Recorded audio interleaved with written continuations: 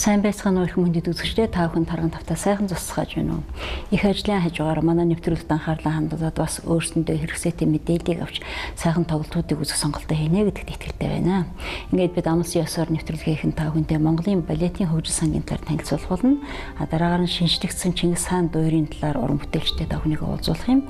Морин хорын чуулга маань ойрын үед сайхан тоглолтыг хийж байгаа. Энэ тухай бас та бүхэн манай нэвтрүүлгээс мэдээллийг авах болно. Төгсгөлд нь 9-ний үдшил улсын дуурийн эрдмийн театрт болох гэж байгаа сонгодог тоглолтын талаар мэдээлэл хүргэн. Сонгодог тоглолтоос гадна Монголын урлагийн альчны холбоо, Бөөд найрамдах Солонгос улсын Тэгү хотын утга урлагийн холбооны нэгдсэн холбооны тэргүүлэгчтэй уулзж хотын тухай, театрын тухай бас сонирхолтой мэдлэг та бүхэндээ хүргэхээр бэлтгэсэн юм аа.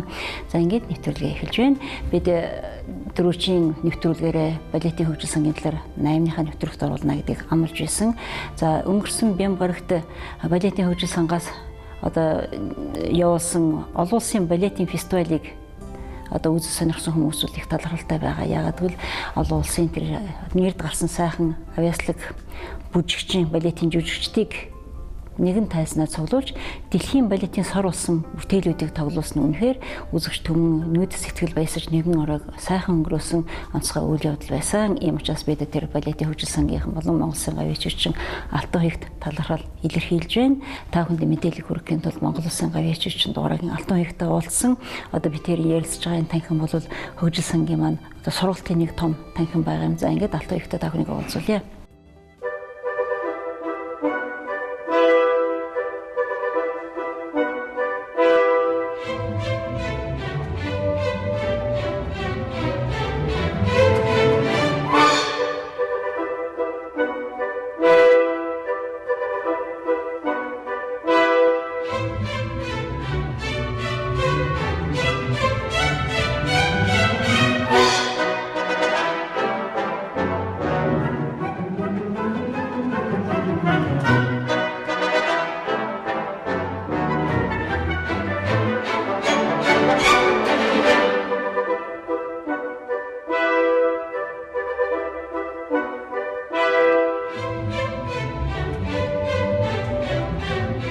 Монголын балетын хөгжил сан 2010 онд анх байгуулагдсан.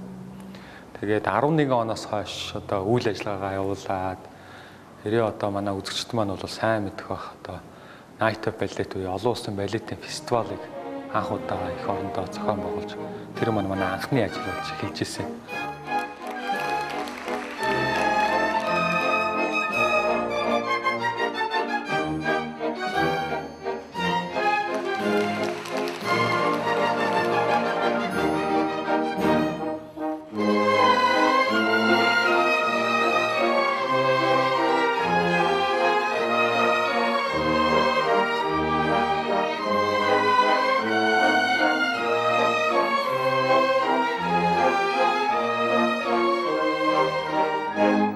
Нийт 8 том тоглолт буюу альбом ёсны арга хэмжээг бол хийсэн байна.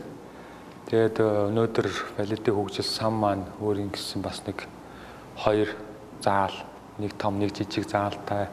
Дээрээс нь Чакот гэдэг дэлхийн үнэхээр тэргүүлж байгаа нэг номер гэж хэлж болох брендинг бүжгийн хувцсны их орондоо оруулж эрхийг аваад яг энэ сан дээр бол дэлгүүрийг бол байгуулж байна. Тэгээд өнөөдөр ингээ харахад бол Монголын балетын хөгжилд хувь нэмэр бол нэг зүйлээр оруулж байгаа бас нэг хэсэг нь бол сургуулийг бас эхлүүлж байна.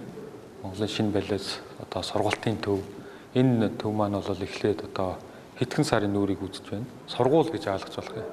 Балетын сургууль өөрөө үйл ажиллагаа ямар байх вэ гэвэл нийт балетыг балетын төлөө, балетыг сурыг, мэдээ гэсэн бүх хүмүүс нээлттэй сургууль нэгдүгээрт байх.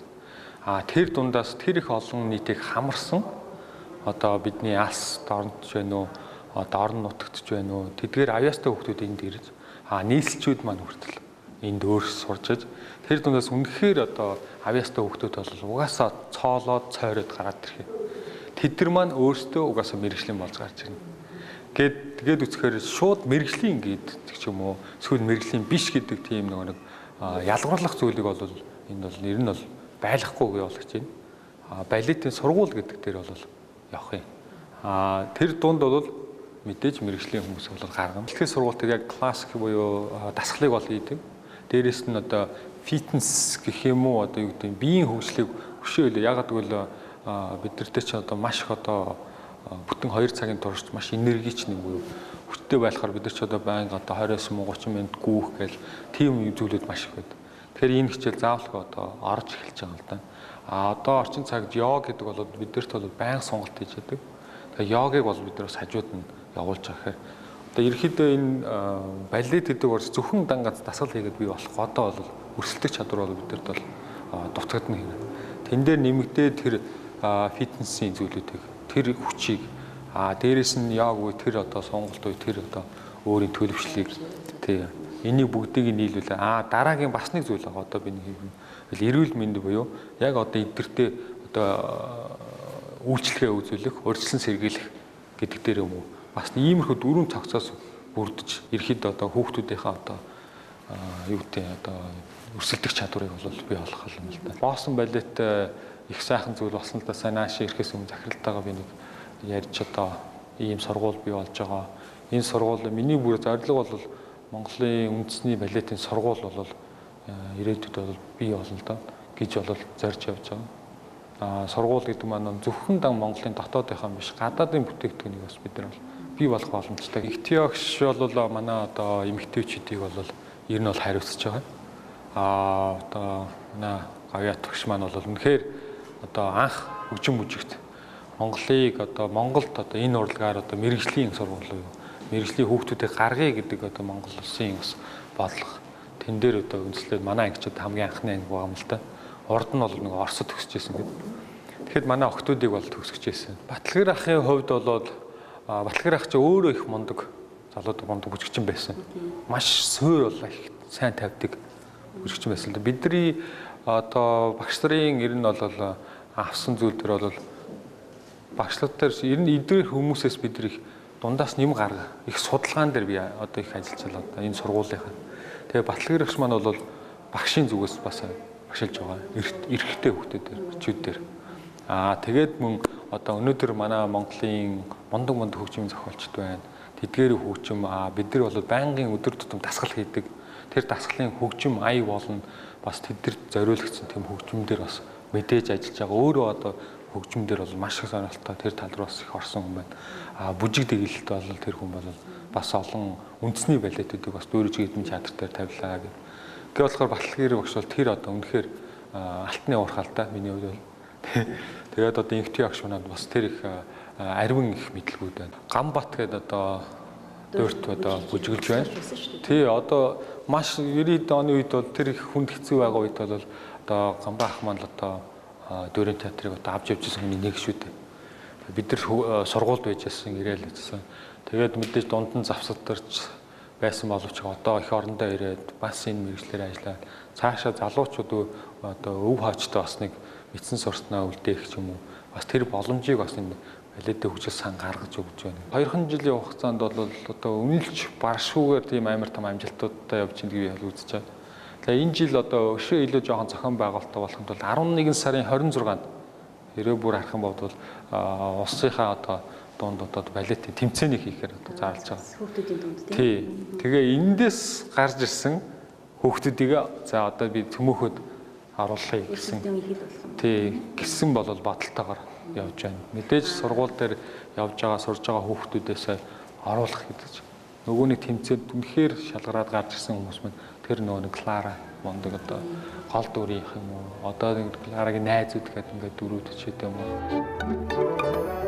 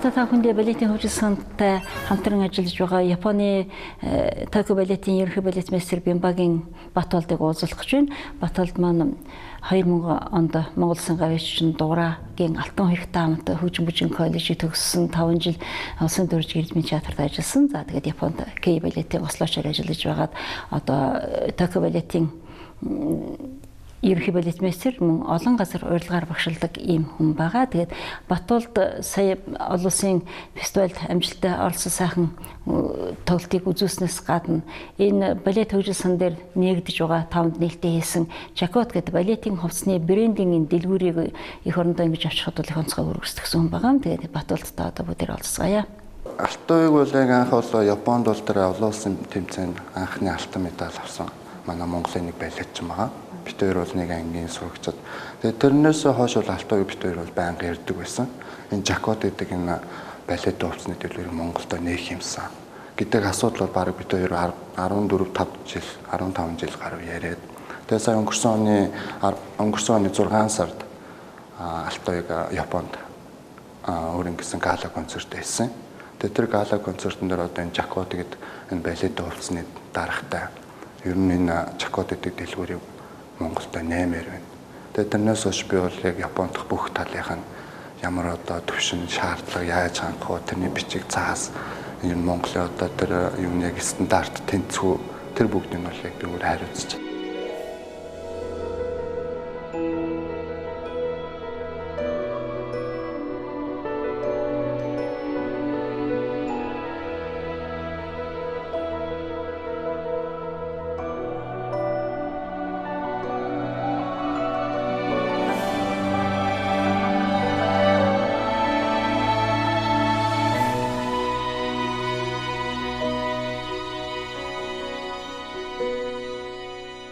Лондонгийн Фрид гэдэг одоо жишээлбэл одоо Японы Каски гэж байна.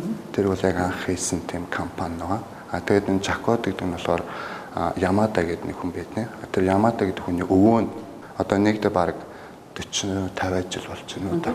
Тэр хүн бол өөртөө бол ашигтай талыг бол харахгүй. Ер нь бол Жакот гэдэг ашиг гарна гэсэн байхгүй. Ямар ч лсэн алтан үеийн тэр айгуу тэр юу нь болохоор тэр алтан медаль авсны дараах тэр Жакотыг нээн гэдэг тэр нэг үг нь бол тэр хүнд бол айгуу бүр зүрх сэтгэлд нь бол айгуу орсон юм шиг надад санагдсан.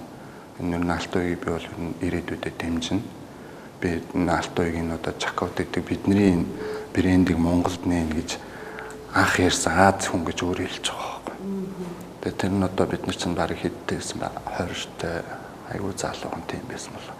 Тэгээд энэ Жакотыг нээхэд бол тэр Ямада гэдэг хүн бол ашиг сонирхол бол хараагүй.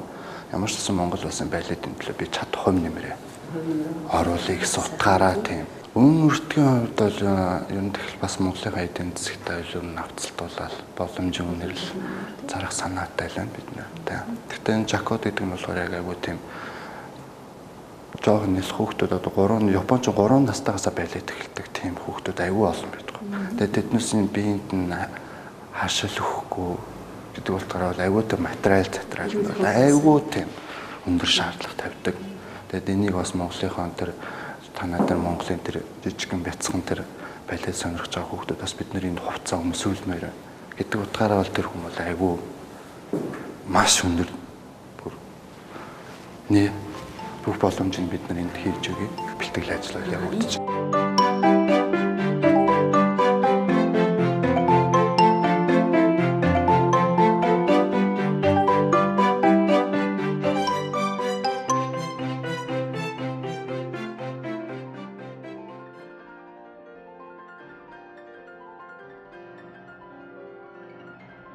(2003) онд Монгол Улсын ардын уран зохиолч Пунцгийн Бадарчийн цомнолоор Монгол Улсын урлагийн гавьяас зүтгэлтэн төрийн сойрхолд Бямсүргийн шаруу Чингис хаан дуурийг бол зохиож анх тоглуулсан байгаа. За энэ дуур маань 13 жил болж байна. Театрын тайзнаа тоглогдож байсан. За тэгвэл энэ саяхан энэ балетийн энэ дуурийг шинжилсэн тавилаар нь тоглолоо. Энэ тоглолтыг найруулчул Монгол Улсын урлагийн гавьяас зүтгэлтэн Найдан Дорж хөгжмийн зохиолчнууд мэдээж ирэх манай шаруу энэ хөгжим дээр шинжилгээ хийсэн. За удирдаачнууд Монгол Улсын урлагийн гавьяа зүтгэлтэн улсын дөрвж ээлмийн чатрын удирдаач Нямагийн туулай хүү. Ер нь бол энэ 13 жилийн дуурийг бол удирдсан удирдаач бол улсын дөрвж ээлмийн чатрын ерөнхий удирдаач Монгол Улсын урлагийн гавьяа зүтгэлтэн гэж явуулын бүрэн бэх байгаа. Хэдийгээр энийг туулай хүү маань анх удаа удирдах байгаа ч гэсэн энэ олон жилийн хугацаанд үргэлж энэ дуурийг сонсож үзэж өөрөдөнд нь орж ажиллаж ирсний хувьд бол дуурийн талаар сайн мэдх юм. За ингээд найруулагчтайгаа удирдаачтайгаа дараа нь хөгжмийн зохиолчтой 5 хүнийг уулзуулж энэ шинжилсэн тавилтаас нь бас сонирхуулъя.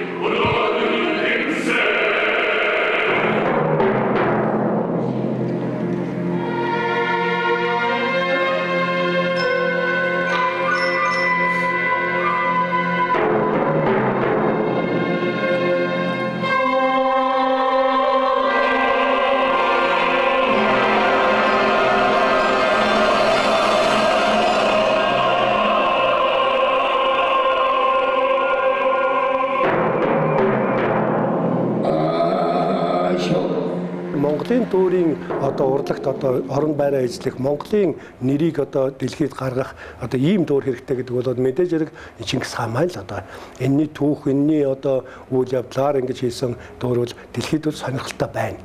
За энэ бол ганцхан манай дуурийн театр манай Монголын дуурийн театрын дуурчлал энийг дуулж энийг хийхээс өөр улсын юунууд бол энэ дуурийг хийнэ гэдэг бол бас хэцүү дээ. Ягаад гэхээр бас энэ монгол хэл дээрээ дуулдаг тийм сонгодог жанрыг яг монгол хэл дээрээ дуулна гэдэг бол энэ бол маш сони юм л да. Туулай хүү удирдаач надад гудамдаар соёл урлагийн сургуульд тааралдаад тэгээд энэ саналыг тавьсан. Бид нар Чингис хаан дуурийг нэг юм шинжилсэн найруулга хийх хэрэгтэй хэмжээнийг очиж тэрэнд нэг орж өгөөч гэж. Тэгээ асуугаад байсан чинь 13 жилийн өмнө тулгсноос хойш хөгжмийн сургууль шар өөрөө энэ дээр 4 жил гарan бараг 5 жил шахуу өөрөө ажилласан юм байл. Анхны тавилтаас хойш 13 жилийн дараа шинжилж тавьж байна. Энэ тавилт бол нэлээд онцлогтой тавилт. Хөгжмөөр нэлээд засвар орсон. Ер нь засвар орохгүй ч болохгүй байсан гэж би бодож байгаа. Яагаад гэвэл анханасаа их өргөн састад бичсэн, театрын хөгжмөөр нэмэлт юунууд бичсэн, найралдуу гэхэд 2 найралдуутай ингэж бичсэн.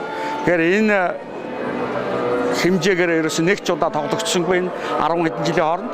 Тийм болохоор засварлах өөрийнхөө театрын нөхцөл тааруулах ийм зайлшгүй шаардлага байсан. Нөгөө талаасаа найруулган дээр бас нэмэлт ажлууд гарсан. Найдан Дорж гэж залуу сайхан найруулагч ирж ажилласан. Найдан Доржийн хувьд бол драмын театрын драмын найруулагч. Драм дээр олон драм дээр ажилласан туршлагатай хүн. Гэхдээ дуур бол энэ анхных нь болж байна. Миний хүсэлтээр ирж энэ дээр ажилласан да. Тэгээд би бол дотроо бодохдоо манай нийт тавигдсан дууруудад найруулагчийн гар яг жоохон жүжиг талаас нь зөвхөн дуулахаа манайхан чинь дуулаад байдаг. Тэгээд жүжиглэх талаасаа яг найруулга талаасаа жүжиг гэдэг талаасаа драмын найруулагч зайлшгүй хэрэгтэй гэж ингэж бодсон учраас драмын найруулагч оруулж ирсэн. Драмын театрын найруулагчдын хувьд бол зөвхөн 20 дугаар зууны 70-аад оноос хойш драмын найруулагч дундаас би л дуурлоо орж ирж байгаа шиг байна. Яг драмын театрын найруулагчдаас улсын драмын эрдмийн театрын найруулагчдаас шүү дээ. Тэрнээс биш бусад найруулагч нар бол дуурууд бол хийжсэн баг та. Дөнгөж миний түрүүн хүртэл Сүхбэ энэ Гүнгэргийн хатан гэдэг энэ дуурийг найрууллаа шүү дээ. Сүхбэ бол бас бидэртэй адилхан драмын найруулагч тийм ээ. Тэгээ тэр утгаараа миний хувьд бол энэ бол анхны дуурийн бүтээл дээр ажиллаж байгаа миний анхны оролдлого. Жүжиглэх талын юм бол одоо биднэрт бол одоо их жоохон бид нар холтцсон юм уу та гэсэн тийм. Тэр юун дээр бол одоо ингэ жүжиглүүлээд дуулахын хажуугаар бас цөмөөрөө бүжиглээд дуулаад ингэж байна гэдэг бол энэ бол эхэндээ хэцүү байсан боловч ягийн сургууль хийгээд ингэж ирэхээр бол үнэхээр бол одоо ингэж болдгийм байна гэсэн ийм санаа. Надад бол тийм одон санаанууд их төрсөн л дөө. Яг гэж боддоггүй. Нэр ягаад энэ хэсгийг ийм болгож болдоггүй яасан? Ягаад иймийг ийм байлгаж байх нь ямар сони юм гэдэг ийм бол бодол бол надад байна. Тийм учраас энэ найруулагч маань энэ дээр бол сайхан ажиллаж байна.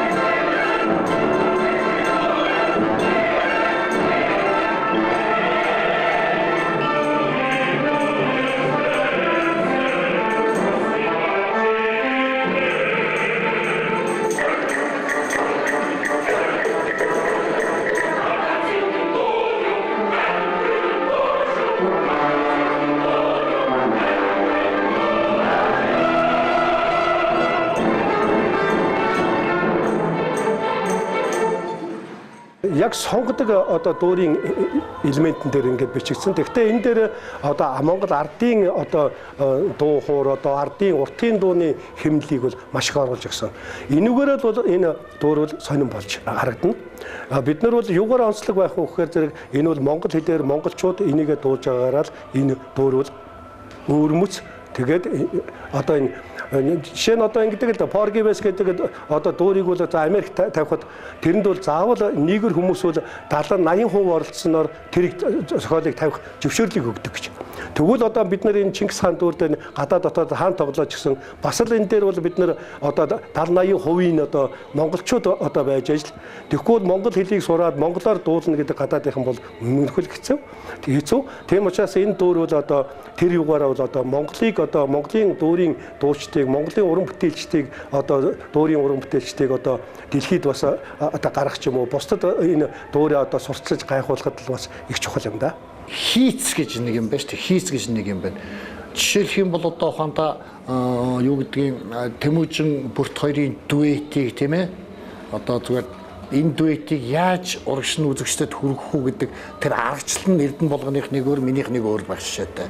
Ухаандаа хадааны шугамыг хаанаас эхлүүлээд тийм үү тэр ариосыг яаж юун тухай дуулуулах уу гэдгийг одоо ухаандаа найдан дорж өөрийнхөө бодсноор дуучинтай ажил тэгж гаргах жишээтэй. Ухаандаа энэ дайны байлдааны хэсгийг яаж тавиул илүү үзэгчдэд ойлгомжтой болох уу, өнөөдөр цэвэрхэн болох уу гэдэг юм уу тийм ээ? Энэ үүднээс өшөө энэ хоор маш их ингээд оруулаад бичсэн энэ шарвын бүтээлийг за тэгвэл хоор яг ингээд урд өмнө уламжлал болсон статичны ингээд зогсоод яг тэр чигээр ингээд дуулдаг, яг тэр чигт нь хийх үү? Эсвэл энийг өөр ямар нэгэн одоо аргачлалаар тийм ингэж хийх тийм боломж байна уу гэдгийг ирж хайх нэг эрэл хайгуул хийх нэг өөр өшөө дээр шар өөр энийг бичихтэй одоо юу гэдэг манайхан нэг өнөөдрийг хүртэл ингээ ирсэн нэг тийм юу шүү дээ сонгодог дэг жаягнаас баригдчаад тэрнээс гарч чаддгүй дэлхийн сонгодог дуур бол ийм л байх хэрэгтэй гэсэн нэг дэг жаяг байна тэрийг шар өөрөө эвдэх гэж оролдоод Яавал энийг Монгол үндэсэнд суурин дээр Монголын юутай Монголын үзэгчдийн тийм ээ сонирхтой ингэж холбох уу, Монголын уламжлалт урлагтай Монголын урлагтай яаж холбох уу гэдгийг бас эрэл хайгуул хийгээд бичсэн тийм зүйлүүд байна л да энэ дотор. Тэгэхээр тэрийг яаж бас товойлгож гаргаж ирж болох уу? Гэх мэтчлэн ингээд олон зүйлүүдийг бол сайн бүтээл гэдэг бол ингээд нөгөө мүлжүүртэй яс гэдэг шиг ингээд мүлжиг тусам юм гарч ирээд байдаг, тос гарч ирээд байдагтай адилхан энэ Чингис хаан бүтээл бол нэлээд сайн бичигдсэн мүлжүүртэй тийм бүтээл юм гэж ингэж бол над бодогдсон. Магадгүй зүгээр надаас хойш найруулагч нар энээс ахаад өөрөөр ахаад илүү сонирхолтой, илүү мэргэжлийн өндөр түвшинд хийж болох болцооны ийм бүтээл юм гэж ингэж ойлгоцсон шүү. Ерөөсөө дуурийн театрт дуур гэдэг урлаг дотор Монгол урлагийг дөхөө оруулж энэ Европоос гаралтай олон зуун жил хөгжсөн энэ урлагийг энэ айхтар том урлагийг оруулж ирэхдээ бид нар өөрийн болох өөрийнхөө юмыг одоо шингээж өгөх өөрийнхөө болгож одоо Монгол хүндээ сэтгэлд нь зүрхэнд нь ойртуулж өгөх ийм одоо зайлшгүй шаардлага байсан гэж би бол бодож байгаа. Ер нь бол миний уран бүтээлүүдэд Чингисийн тухай ч юм уу Монголын одоо эртний аж амьдралын тухай бүтээлүүд нэлээд байдаг. Тэгээ энэ том сэдвүүдийг маань үргэлжил энэ одоо зохиол гэж хэлж болох юм да.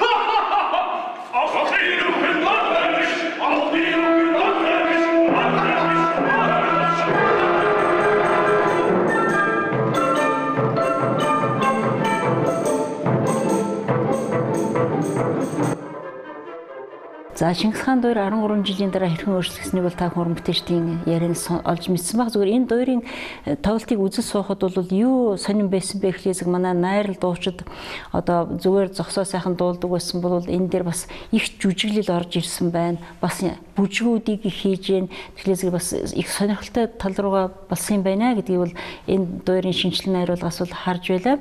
Анх найруулсан найруулагчид Монгол Улсын урлагийн гавьяа зүтгэлтэн манай нэрт найруулагч Лавгийн Эрдэнэ болгон манай Эрдэнэ болгон их сайхан найруулсан. Тэрэн дээр бас шинжилэл хийж зарим нэгэн зүйлийг өөрчилж найдан дээр найруулсан байна. Ингээд Чингис хаан дуур маань их сайхан тавилтаагаар дахин шинжлэгдэж тоглогдлоо. Ингээд энэ уран бүтээлчтэй та бүхний өмнөөс уран бүтээлийн амжилтыг хүсье. За тэгээд улсын дуурайч Эрдмийн театрт Дон Жуан дуурьтал Солонгосоос бас 2 дуучин ирж ин 18-ны үеэр тоглоно. 25-нд Багш сарын ориглуурт булаг гэдэг энэ сонгодог балет Асафийн энэ балетийг Хабаевагийн анх дэглэн тавьснаар 1956 тоглож байсан. Түүнээс хойш 60 жилийн хойг тэмдэглэж байна гэд олон үйл явдал болж байгаа. Энэ тухай бид бас тухайн урд нь та бүхэндээ мэдээлэл хүргэхийг хичээнэ. Одоо Морин хурц чуулгын удирдагч Монгол Улсын соёлын төрийн ажилтны дэлгэр сайхны төвшин сайхантай та бүхнийг уулзуулах гэж байна. Энэ бол яг одоо энэ 10 болох тоглолтын тухай мэдээлэл байгаа. Эндээс нэг л зүйлийг бид анзаарч мэдэх ёстой. Монголын хөгжмөн зохиолчдын үндэсний хөгжим зориулсан гослол концертууд, том хэлбэрийн бүтээлүүд тоглогдно. Тоглоочд нь, гослоочд нь бол морин хорж болгын залуу уран бүтээлчид, залуу уран бүтээлчдээ бас дадлагжуулах, илүү ихийг сурах зорилготой энэ тоглолтыг хийж байгаа гэдгийг төвшин сайхан та бүхэнд одоо танилцуулах болно. Ингээд төвшин сайхны ярианд анхаарлаа хандуулцгаая.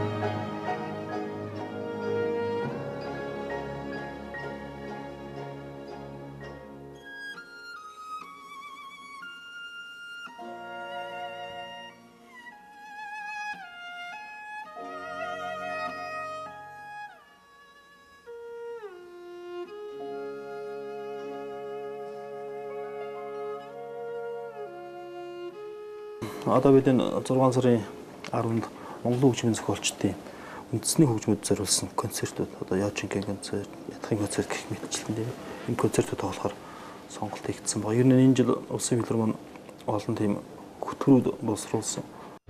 Монгол улсын филармон төлөвлөж байна. Монголын хөгжмийн зохиолчдын бүтээлүүд улсын филармонийн концертын танхимд 2016 оны 6 дугаар сарын 10-ны 19 цагт ганцхан удаа их шиглэнэ. Морин хуурын чуулга, гослол хөгжимчин, Батулци, дэлгэр цэцэг, туул, мөнгөчин, өдөрдаж, төвшин сайхан. Тасалбарыг улсын филармонийн кассар болон Тигэт цэгийн сайтаар худалдаалж байна. 1-2 сард үндэсний язгуур хэвшиж уран бүтээлүүд гайхамшигт ардын дуу тийм ээ. Тэгээд 3 сар болохоор киноны хөгжим, 4 сар болохоор новел мелоди гэдэг шинэ хөгжим гэсэн үг. Цөөхөл найрлаг хөгжим доторхоос олон цөөхөл бүрэлдэхүүнээр тоглох тийм бүтээлүүд. 5 сард бид хөөгдөд зэрэг уран бүтээл, 6 сард Монгол хөгжим зохиолчдын уран бүтээл. Сүүлд бол энэ том хэлбэрийн бүтээлүүд бичигддэг нэг бага болчиход байгаа. Энэс олон зүйл шалтгаална л да. Тэрийн нөгөө байнга аливаа хамаг энэ зэрэг тоглолтод хөгжимдөд авах тийм боломжгүй бас тохиромжин тийм. Тэгэхдээ үндсэндээ бол бидний бол хийх гол ажил. Том хэлбэрийн бүтээл. Энэ яг бол Монголын хөгжим зохиолчдын бүтээлүүдийг байнга хөгжимд жоох нь өөрсдийн тухайн хөгжимдөө зориулсан тухайн зориулсан бүтээл учраас өмнө нь тоглоочд уран бүтээлчд маш их өгөөжтэй. Тэгээд одоо сүүлийн хөгжим зохиолчдын бүтээл бол нийтдээ хандлагаас дэлхийн хөгжмийн нийтлэг хандлагт нэлээ ойр тулсан гэх юм уу. Тэгээд одоо нөгөө хиллэгийн үед ерөнхий санаа нь мэдээч Монгол хөгжим ямар байх вэ?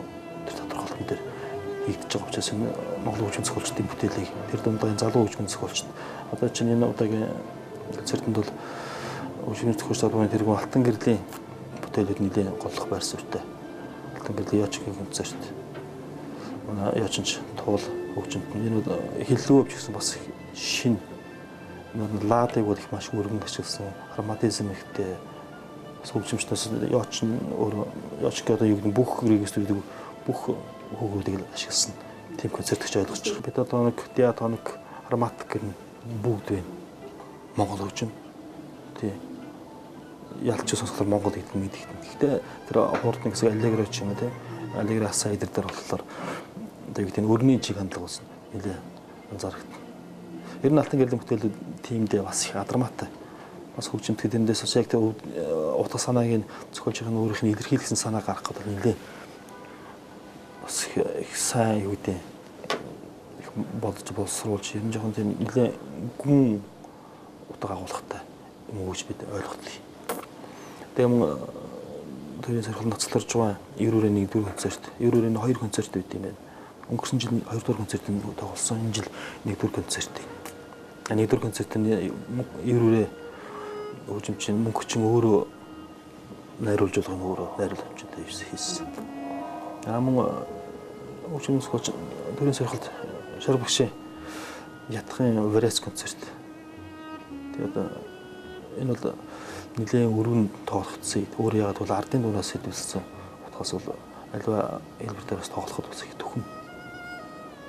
Энийг бол манай ятгахч дэлгэр цэцэг намын мөрөөрийн одоо төрийн сархилд жаснаргаа жамбөгч зориулсан тийм хэрлэн барсан дэлгээд мөрөөр 2-р концерт. Манай залуу хөгжимчин Батүлзээ хөгжим. Ер нь тэгээд энэ тоглолтын дээр бол манай дандаа шинэ залуу хөгжимчтэй.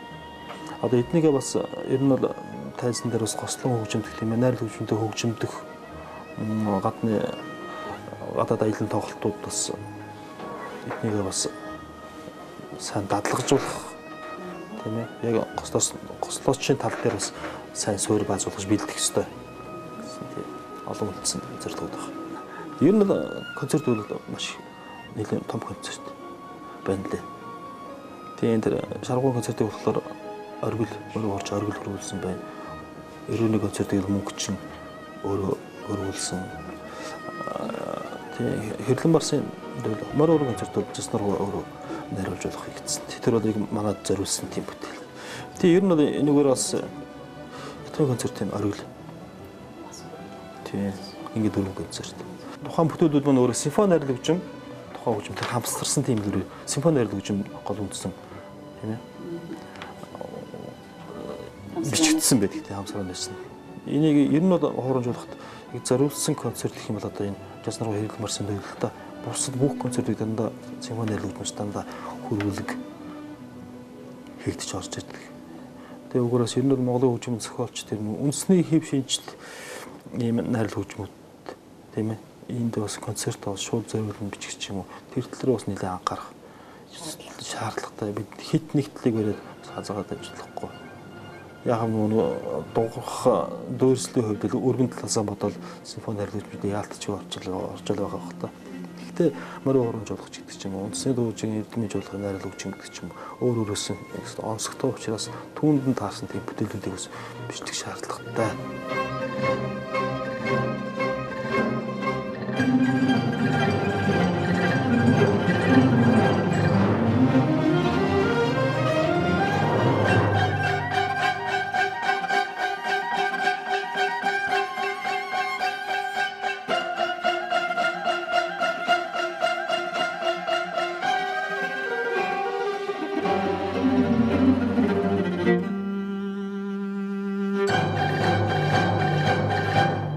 За төвшин сайхандаа баярлалаа. Тэгээд Морин хорж болгын уран бүтээлчд маань энэ сарын 10-нд филармоны концертын танхимд хөгжмийн зохиолчдын шилдэг сайхан том концертуудыг бол тоглох нэ.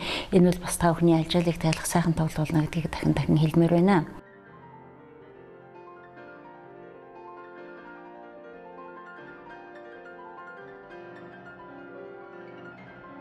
За манай сонгодог аялгын нэвтрүүлэг маань үргэлжилж байна. Энэ 9-ний үдэш улсын дөрвөн эзмийн чатар нэг сайхан сонгодог тоглолт болохын энэ тоглолтын тухай мэдээлэл хүргэхэд студид хүмүүстээ зочдыг урьсан байгаа. Тэгэхээр 2015 оны 9 сарын 22-нд Монголын улсын ашны холбоо Тэвэ хотын утга урлагийн нэгдсэн холбоотой хамтын арилгааны гэрээ байгуулсан байна. Энэ гэрээний дагуу анхудаа манай сайхан уран бүтээлчд хүрэлцсэн гэж манай улсын дөрвөн эзмийн чатрын уран бүтээлчтэй хамтарсан тоглолтыг хийх юм байна. Тэгэхээр Монголын урлагийн ашны холбоо Тэвэ хотын утга урлагийн нэгдсэн холбоо улсын дөрвөн эзмийн чатрын хамтарсан сайхан тоглолтод өрөөдөн ирсэн эрхэм зочдыг бид студид ирсэн юм аа. Тэгээд одоо та бүхэнд зочдоо танилцуулъя. Монголын урлагийн аштай холбооны ерөнхийлөгч Монгол Улсын гавьяа жүжигчин Банзарчин Тунгалаг одоо та бүхний сайн тань сайхан жүжигчин маань сууж байна. За тэгээд Тэвэ хотын утга урлагийн нэгдсэн холбооны дарга Лю Хюн У энэ хүмүүстэй шигний бид нэвтрүүлсэн. За манай орчуулагч болоо. Тэгээд энэ хотын тухай бас бид энэ нэвтрүүлгээр мэдээлэл авъя гэж хэлээд бодсон. Тэгээ та Тэгүү хотынхоо тухай ер нь танад сонгоод дугуулдаг даваа хурцсан гэсэн хичнээн театр байдгийн бол манай уран бүтээлчдийг хэр зэрэг мэдхүү. За хотынхоо тухай эхлээд мэдээлэл. 그 대구 예총은 10개 сайн байцгаана уу? Монгол улсын иргэд та бүхэнд энэ өдрийн мэндийг хүргье. Тэгээд ерөнхийдөө бол манай Тэжүүний утга урлагийн холбооны маань нийтдээ 10 гаруй холбооноос бүрддэг. Энд нь болохоор бүжгийн холбоо, жүжигчин драмын холбоо, уран утга зохиолын холбоо, зургийн холбоо, хөгжим, дуу гэлэрсээ бүгд нийлээд нийт 10 гаруй холбооноос бүрддэг. Нэгсэндээ энд бүх хүмүүсийг нэгтгэж нэг дор ингэж байлгадаг гэж үзэж болно гэнэ. 한다고 보시면 되겠습니다. Нэгэнт бид сонгодог тоглолт хийх гэж байгаа учраас эднийд ягаад сонгодог урлаг тийм даваа хөгжилтэй байдаг юм бол тэгээд энд ирсэн уран бүтээлчдийн талаар зорилгоо ер нь тоглохын тухай. 대구에는 Тэгүү хот маань өөрөө болохоор яг соёл урлагийн хот болохыг ерөнхийдөө өмнө зорилгоо тавьсан юм хот байгаа. Энэ Тэгүү хотод зөвхөн 1000 судлаас дээш судалтай театр гэхэд 11 ширхэг байдаг. 5 ихтэй сургууль соёл урлагийн чиглэлээр уран бүтээлч бэлтгэсэн 5 ихтэй сургууль байдаг. Тэр болгон маань жилдээ 2000 гаруй төгсөгчдийг бол төгсөвдөг. Жилийн 300 жилийн турш буюу ямар нэгэн фестивал, наадамж фестивал бол байнгын үргэлжилж байдаг юм хот байгаа. Тэрний дундаа яг дэлхийн олон улсын түвшинд гэх юм бол олон улсын дүүрийн фестивал, олон улсын мюзиклийн фестивал, Азийн оркестрийн фестивал гэх мэт мөн найралтуудчдын гих мэтчлэн маш олон зүйл байнгын үргэлжилж байдаг юм хот байгаа. Нэг мөн дэд бүтц бол маш сайн хөгжсөн. 또 아시아 오케스트라 페스티벌, 또 세계 합창제 등등의 행사나 축제들이 끊임없이 이루어지고 있는 도시라고 말할 수 있습니다.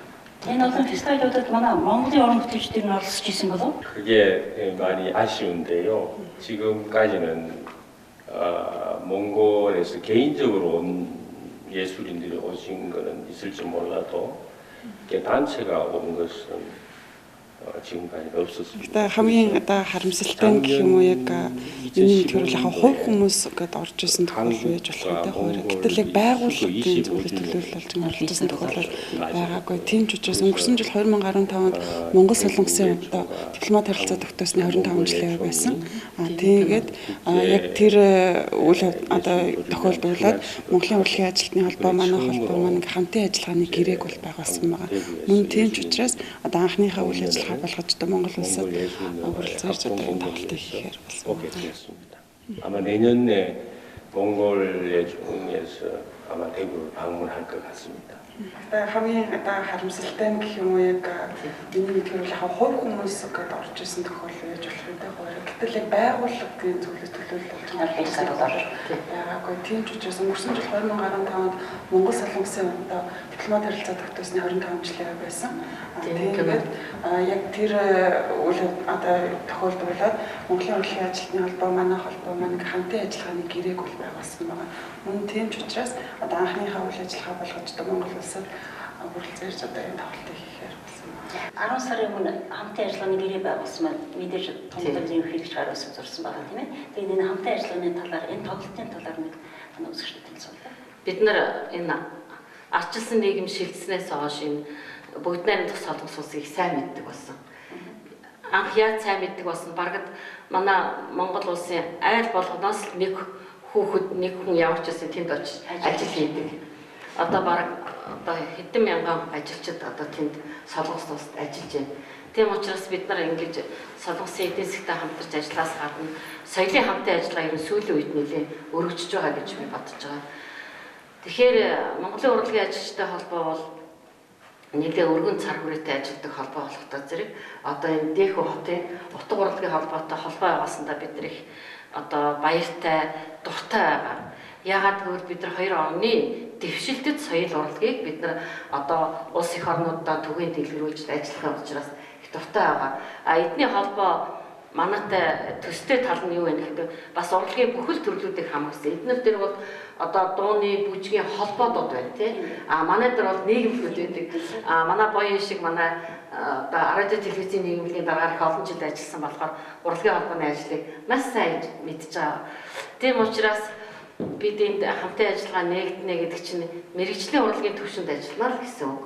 Тэгээд одоо 2 сая гаян хүнтэй хотод тийм ээ. Тийм олон чатар дээд сургуулиуд байна гэдэг чинь эдний соёл урлагийн төвшин би одоо өнөөдрийн дараагийн ярианаас маш их өндөр төвшөнд байдаг юм байна гэж ингэж харж байна. Гэхдээ манай Улаанбаатар хотод одоо сая 200 мянган хүн амьдран оршин сууж байгаа. Тэгвэл эндээ таарсан бид нар бас дэлхийн урлагийг одоо үзэгчдэг томоо Азиудаа нэлээд нэртэй сайхан дөөрийн чатартай манайх. Тэр сонгодог урлагийн дэлхийн сонгодог урлагийн хамтын ажиллагаагаар бид нар үйл ажиллагаагаа эхэлж байгаа их баяртай байгаа. За ингээд дөөр үжиг эрдмийн чатар дээр тоглох энэ 2 орны шилдэг уран бүтээлчтэй хамтарсан тоглолтод манай нэртэй сайхан уран бүтээлч төрөлцсөн ирсэн байгаа. Тэгээ энэ тоглолт одоо үйл ажиллагаа маань эхлэл болж байгаа учраас сайхан болно. Дараа нь бид нар одоо дараам, хөгжим, дүрслэх урлаг гэх мэтлэн бүжиг гэдэг их олон юм дээр хамтарч ажиллахаар бид нар соёлын хамтын ажиллагааг холбож өгж байгаагаар бол манай хоёр холбоо их үүрэг гүйцэтгэж байгаа гэж би бодож байна. Энэ концерт сонгодог концертыг анх гэрээ байгуулахдаа төлөвлөсөн үү? Анх бол одоо бид нар хамтын ажиллагааны гэрээгээ байгуулчаад эхлээд одоо үндэсний соёлын урлагаар руу эсвэл сонгодог урлагаар руу эсвэл бүжгээр рүү одоо яаж хамтын ажиллагаа эхлэвэ гэж одоо ярьж агаад тэгээд манай хотод бол сонгодог урлагийг хөгжсөн хот учраас бид нар энэ дэлхийн нийтийн мэддэг энэ сонгодог урлагаар бид нар одоо хамтын ажиллагаа эхлэе гэсэн тохиролцоонд хүрээд тэгээд энэ тоглолтыг хийхээр болж байгаа. Энэ тоглолт маань бас онцлогтой. Манай улсад одоо түүхэн тэмдэглэхээр том үйл явдал болж штэ. ASEAN гэж энэ их сайхан том үйл явдал болж байна. Тэгээ энэ ASEAN-ы том үйл явдлын үеэр манай хоёр холбоодын хамтын дөөрийн чатарт энэ дэлхийн сонгодог концерт тоглох гэж байгаа нь бас их одоо бас ийм цаг мөч таарсанд нь бид нар бас их баярлж байгаа. Зүгээр би сонссон одоо өчигдөр бас энэ ASEAN-ы сангийн сайд нарын уулзалт болж байгаа юм байна. Энэ 9/10/11-нд тэр сайд нарын уулзалтаар бас бүгдээрээ Солонгос улсын сангийн сайд хүрэлцэн ирсэн гэж бас ингэж одоо сонссон. Тэгэхээр соёл урлагийн хамтын ажиллагаа гэдэг бол хамгийн сайхан хамтын ажиллагаа. Ямар ч тийм одоо юу гэдэг юм те гим хор байхгүй юм да. Нөгөөдөөгөр хамгийн ашигтай хамтын ажиллагаа. Яагаад гэвэл нэг тухайн улсын нэг дуу, нэг бүжиг, нэг сайхан уран зураг тийм ээ. Нэг сайхан хөгжим сонсоод бүжиг хараад бид нар тухайн улсын урлагийн хөгжлийг харж болдог. Тухайн үед нь тодорхойлж болдог. Энэнд л одоо манай урлагийнхны хамтын ажиллагаа нь хамгийн том одоо ач холбогдол нь эндээ байгаа гэж би бодож байна. За баярлалаа. Би зочноосоо дахиад асууя. Энд 3 чанар, 1 баритон, 1 сопрано, 4 бүжигч ирсэн байна тийм ээ. Энэ тентгийн чатрын бүжигчдөө нэг дөрөөс авчирсан энэ хүмүүсийг яаж сонгож авч ирсэн бол ер нь одоо манай уран бүтээлчтэй хамтарч тоглох хэр зэргийн нэр хүндтэй уран бүтээлч. 지금 그 아까들 эда хүрэлцэн ирсэн эдгээр яг дүүрийн дуучдын хувьд бол дан ганц одоо Тэгүү хотоос урд аваад Солонгост төлөөлөх үсттэй хэмжээний Солонгос дотроо улан гадаадад одоо ингээд тийм нэр хүндтэй юм дуучид бол байгаа. Бүжигчтэй бүгдээрээ бол тус тусдаа ингээд газар өөр газар ажилладаг. Бүжигч Монголыг дүүрийн театрыг болохоор Монголыг болохоор дөөр балет бол маш сайн хөгжсөн гэж сонссон. Тэгүүд болохоор орчин үеийн бүжиг бол нэлээд сайн тийм хөгжсөн байдаг. 1950-ад оны үед дөрийн театр байгуулагдсан гэж сонссон. Тийм учраас тэгж харьцуулж харах юм бол Монголын дөөр балетын түвшин бол нэлээд өндөр түвшин байгаа гэж ойлгосон. Тэгээд манай бүжиг орчин үеийн бүжиг болохоор магадгүй Монголын үзэгчдэд нэлээд шинэ одоо сонирхолтой юм зүйл байх болов уу гэж бодлоо. 예술술이 높은 걸로 알고 있는데요. 그러나 현대무용은 아마 이 대구에서 온 우리 현대무용은 За тэгээд энэ хамтын ажиллагааны үр дүнд цаашдаа нэлээд олон сайхан ажлууд хийгдэх байхаа гэж бодож байна. Яагаад гэвэл бид саяны хэлдгээр нэрэл манай хурдцтай хөгжиж байгаа 20 жилийн дотор гэхэд бол манайх нэлээд хурдцтай хөгжиж байгаа. энийг дагаад энэ техникийн нэг фактор өсрөнгөө хурдтай хөгжлийг дагаад бол манай соёл урлагийг аягүй бас дагаа сайхан хөгжиж байгаа шүү дээ. Энд чинь хөгжиж байгаа. Манайх одоо дэлхийн сайхан нэг ноёрын дуучинтай болчоод байна тийм ээ. Сайхан олон улсад манай балетын урлаг маш их өндөр төвчж байна. Манай үндэсний урлагийг ялангуяа Монголын үндэсний урлагийг сонирхох, язгуур урлагийг сонирхох тийм ээ. Гадны хүмүүс их болж байна. Мөн энэ хөгжлийг дагаад соёлын аялал жуулчлал гэдэг нь манайд маш их ирдэг болсон. Тийм учраас энэ бүх энэ одоо гаднаас орж ирж байгаа бидэнд бас гадагшаа өөрсдийнхөө урлагийг түгээн таниулах гэж байгаа энэ үйл ажиллагааны үр дүнд одоо Монгол улсыг улам их сайн соёл урлагаар нь дамжуулж мэднэ.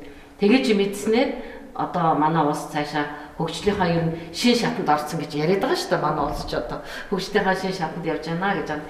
Тийм учраас бид нар энэ хүсрэнгөө хөгжлийг дагаад манай соёл урлаг адилхан л одоо хөгжих ёстой гэж бодож байна. Тийм учраас олон улстай бид нар хамтын ажиллагааны гэрээтэй ажиллахыг хүсэж байна, мөрөөдөж байна. Тийм учраас бидний одоо эхлэлж Солонгосын Дэнхбатын утга урлагийн холбоо явуулсан.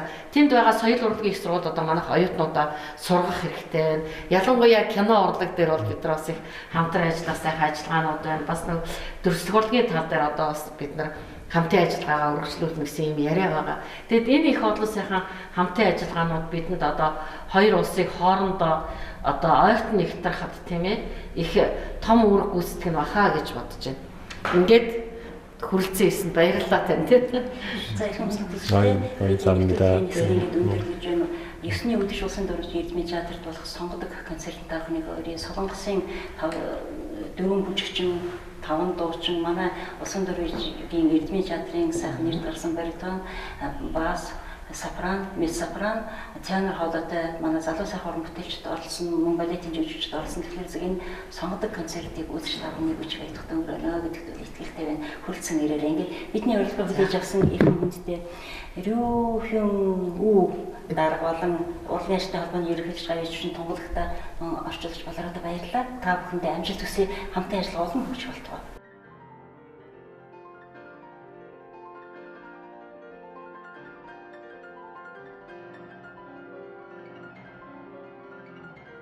Эрхэм хүндэт үзэгчдээ эх орон телевиз сонгод аялал нэвтрүүлгийн ээлж дугаарыг та бүхэнд хүргэлээ. Та бүхэн манай нэвтрүүлгээс бас өөрсөндөө хэрэгцээтэй мэдээлэл авсан гэж бодож байна. Ингээд дараагийн нэвтрүүлгээр дахин уулзлаа. Баяртай.